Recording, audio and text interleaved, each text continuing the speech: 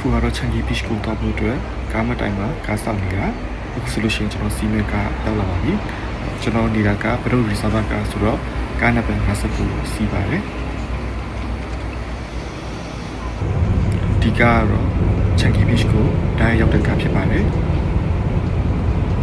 ကားစီးချိန်ကတော့အချိန်45မိနစ်လောက်တော့ကြာပါတယ်ကျွန်တော်သွားတဲ့ချိန်ကနေ့ကပဲအချိန်ဆိုတော့ကားပေါ်မှာလူရှင်းပါတယ်ကားစီးရလူနေတယ်ပေါ့နော်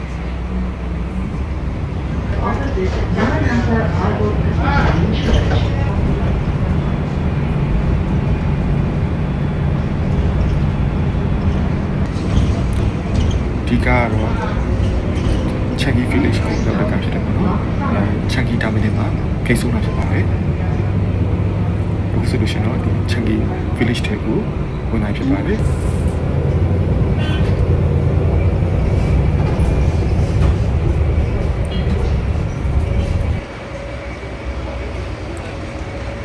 ကားဝင်ထဲမှာရက်ပြီးတော့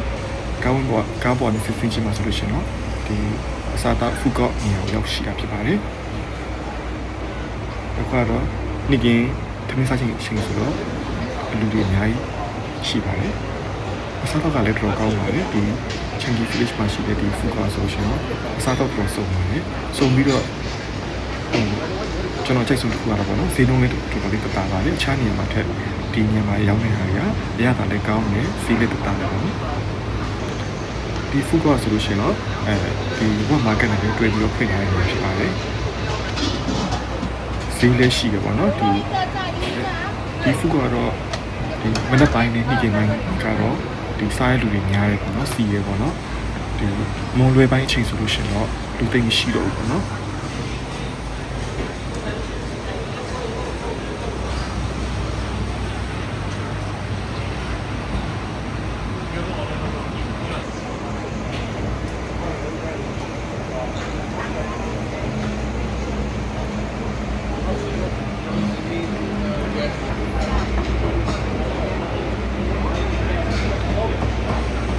ဒီချန်ဂီ village မှာပေါ့နော်ဒါစားလူများဆိုတော့ဆိုလို့ရှိရင်ဒီအစိုးရဝန်ထမ်းတွေပေါ့နော်ဒီအဲ့အနီးနားမှာရှိတဲ့ဒီချန်ဂီ village အနီးနားမှာရှိတဲ့တောင်ဝင်ကြနေတဲ့အစိုးရဝန်ထမ်းတွေအလုပ်သမားတွေအများစုဒါစားကြဖြစ်ပါတယ်အခုကျွန်တော်စားခဲ့တဲ့ဆိုင်ရတာပေါ့နော်ဒီအမေသားခေါက်ဆွဲပေါ့နော်သူကအမေဦးတွေနေပစုချန်ကြီးသားတွေအမေလုံးတွေပါတယ်ပေါ့နော်ပြီးတော့အဲ့ဒါကိုခောက်ဆွဲနေပဲစားမလားဒါမှမဟုတ်လို့ရှိရင်ထမင်းနဲ့ပဲစားမလားဆိုပြီးတော့အဲ့လိုမျိုးရွေးချယ်ဆိုင်လေးရှိရပေါ့နော်ဒီဆိုင်တွေကတော့ဖွင့်ထားတဲ့တရားနဲ့တော်တော်ကြာပါပြီသူရေးထားတဲ့ခုနှစ်ကိုကြည့်ချင်တာဖြစ်ပေါ့နော်အရသာလည်းတော်တော်ကောင်းပါတယ်ကျွန်တော်ကတော့ဒီအဲ့ရောက်လို့ရှိရင်ဒီအမေသားစားရလူတက်ပေါ့နော်ဒီဆိုင်လေးမှာတွားပြီးတော့ try ကြည့်ဖို့အတွက်အကြံပြုပါတယ်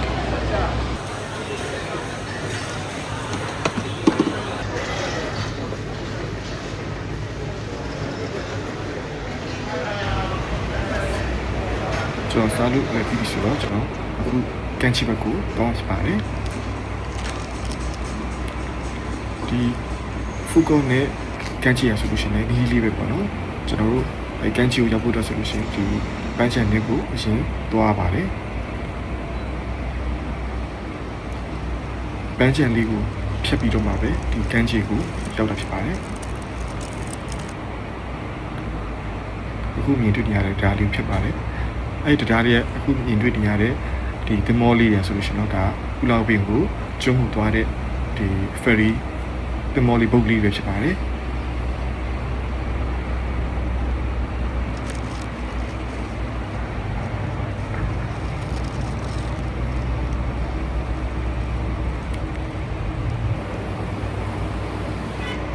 ဥလောက်ပင်ကျွန်းတဲ့ဒီကန်ချီချန်ကြီး beach နေရာလည်းပဲတိတ်ပြီးတော့မသွားဘူးသိရပါတယ်ဒါပေမဲ့ကျွန်တော်ကတော့အချိန်သိမရှိအတွက်ကျွန်းဘက်ကိုမလဲဖြစ်ပါဘူးပန်းချန်ဆိုလို့ရှိရင်လည်းဒီတပင်းအချီချီနဲ့တိတ်ဆိတ်ပြီးတော့အေးချမ်းပြီးတော့ဒီလိုရန်ကောင်းနေပေါ့နော်ဒီကောင်းလေးတမင်ရတယ်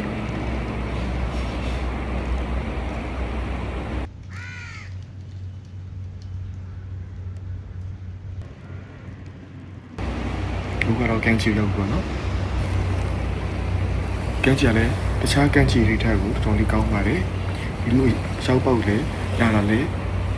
လေပတ်တဲ့လူကလည်းတော်တော်နေပါတယ်ပိတ်ရက်တွေတော့မသိပါတော့အခုဂျားရက်ကတော့ကျွန်တော်သွားတာတော့လာတဲ့လူနေပါတယ် ECC ဖြစ်တယ်ပေါ့နော်လာရောက်ပန်းဖြစ်ဖို့တော်တော်လေးကောင်းတဲ့နေရာဖြစ်ပါတယ်ဒီချန်ကြီးကန်းချီကိုလာခြင်းအဖြစ်ထူးခြားချက်ကပေါ့နော်ဘာလဲဆိုတော့ကျွန်တော်တို့လေရင်နေစင်းနာကိုအနိကကြည့်ရှုလို့ရတယ်ပေါ့နော်တော်တော်လေးဒီနေရာကနေဆိုလို့ရှိရင်မြင်ကွင်းတော်တော်လေးကောင်းပါတယ်လေရင်နေ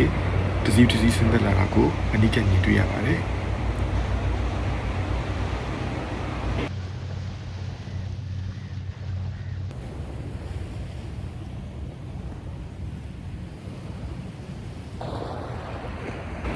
ကျွန်တော်ကတော့ဒီ Changi Beach ကတော့ဒီစင်မှာရှိတဲ့ East Coast Beach တို့တခြား beach တွေထက်ဆက်လို့စား beach တို့ထက်တော့ဒီနေရာလေးကတော့တော်တော်လေးကောင်းတယ်လို့ recommend ပေးပါတယ် ECC တက်တော့ဖြစ်ပါတယ်ရေကစားလို့လည်းကောင်းတဲ့နေရာဖြစ်ပါတယ်ကန်းချီကကန်းချီနေရာကပေါ့နော်နည်းနည်းလေးခြေပြီးတော့ရှည်တယ်ပေါ့နော်ရေကလည်းကောင်းတယ်ပေါ့ဒီကန်းချီမှာဆိုလို့ရှိရင်တော့စီကနေထုတ်ထားရပေါ့နော်အခုမြင်တွေ့တဲ့အတိုင်းပဲကျွန်တော်တို့စွန်လေးလွတ်လို့မရဘူး drone လေးလွတ်လို့မရဘူးစသဖြင့်ပေါ့နော်ဒီစီကန်လိုက်နာဖို့အမိလေးထုတ်ထားတယ်ပေါ့နော်အဲလေးတွေလည်းပဲဒီရှိရ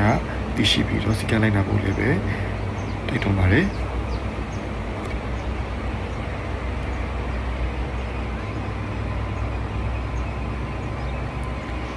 ဒီပန်းချီလေးရတော့ပေါ့နော်ကျွန်တော်တို့စင်မှာ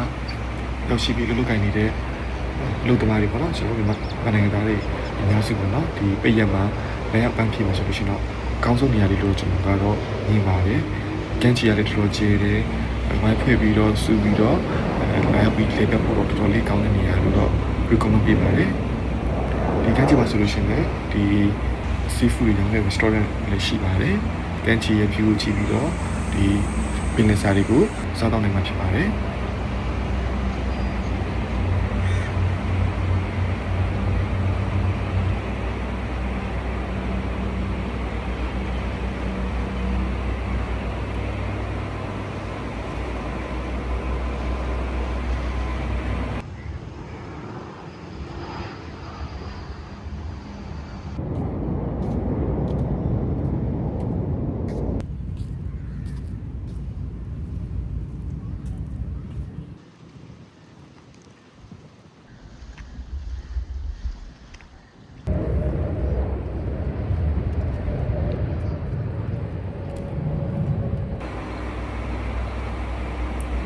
ဒီဆိုလို့ရှိရင်တော့ကျွန်တော်တို့